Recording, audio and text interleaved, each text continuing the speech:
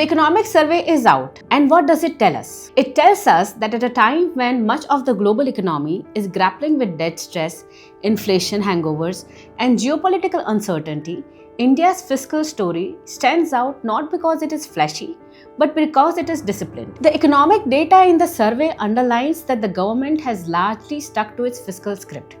That is, collecting better taxes, spending where it matters, and resisting the temptation to overstimulate. This matters more today than at any point in the last decade because the next global shock may not come from interest rates or oil prices, but through geopolitics weaponized through finances. India's fiscal consolidation over the last few years has not been accidental. It is the outcome of a conscious recalibration after the pandemic, which is moving away from emergency stimulus towards structural spending. Tax collections tell you the story clearly. Both direct and indirect tax revenues have shown resilience, reflecting not just economic recovery but formalization. A wider tax base, better compliance through digitization, and improved enforcements have allowed the state to fund expenditure without reckless borrowing. This is fiscal discipline not achieved through austerity but through efficiency. The most underappreciated success, however, lies in the expenditure side. Capital expenditure has emerged as the backbone of India's growth strategy. By November 2025, nearly 60% of the budgeted capital expenditure had already been deployed,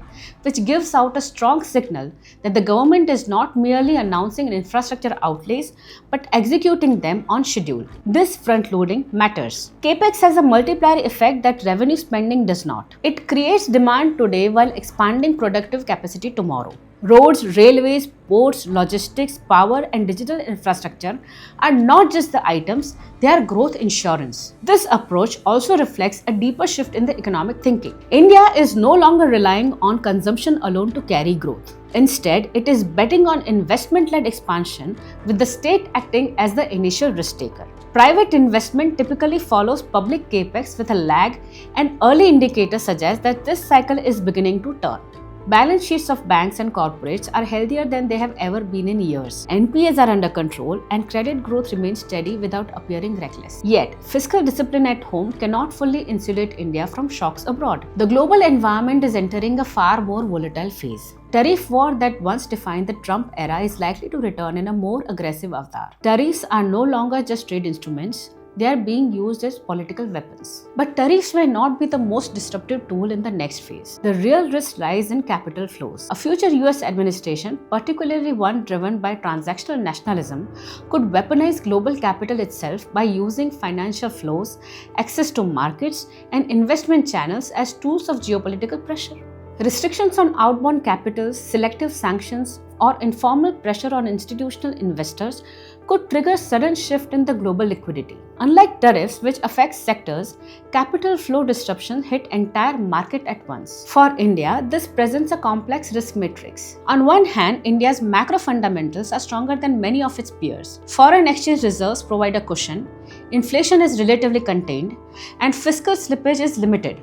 On the other hand, Indian equity and debt markets are far more integrated into global capital flows than they were a decade ago. This integration brings depth and liquidity, but also vulnerability. Indian companies, particularly those dependent on foreign portfolio investors or external commercial borrowing, could face volatility if global investors pull back suddenly. Startups, technology firms, and capital-intensive infrastructure players are especially sensitive to such shifts. A controlled triggering of global market stress, where capital is redirected for political ends rather than economic logic, could test corporate balance sheets and market sentiments. However, this is precisely where India's recent fiscal choices provide resilience. By prioritizing domestic capital formation and public investments, India is reducing its excessive dependence on volatile foreign inflows. The steady expansion of domestic institutional investors like pension funds, insurance companies, and retail participation has already begun to act as a counterweight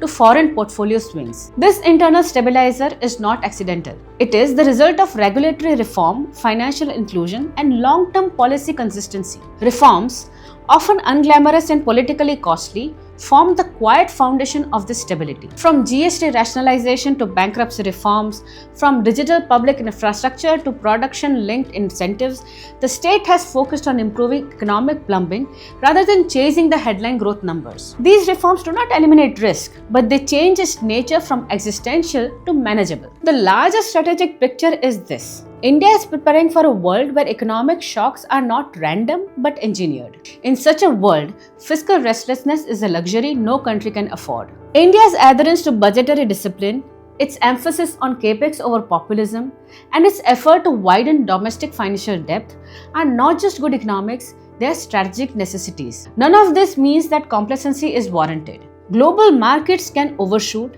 capital can flee faster than fundamentals justify, and political decisions in Washington or Brussels can send ripples across Dalal Street overnight. Indian regulators and policymakers must remain alert, especially to currency volatility and sectoral leverage. Corporate India too must reduce over-reliance on short-term foreign capital and strengthen domestic funding channels. But if the next global disruption is triggered not by economics but by geopolitics, India enters that phase better prepared than it has been in decades. Fiscal discipline has been earned, not imposed. Capital expenditure is not stalled in files but visible on the ground. Reforms are no longer aspirational but operational. In an uncertain world, this may be India's quiet advantage. Not immunity from shocks, but the capacity to absorb them without losing balance.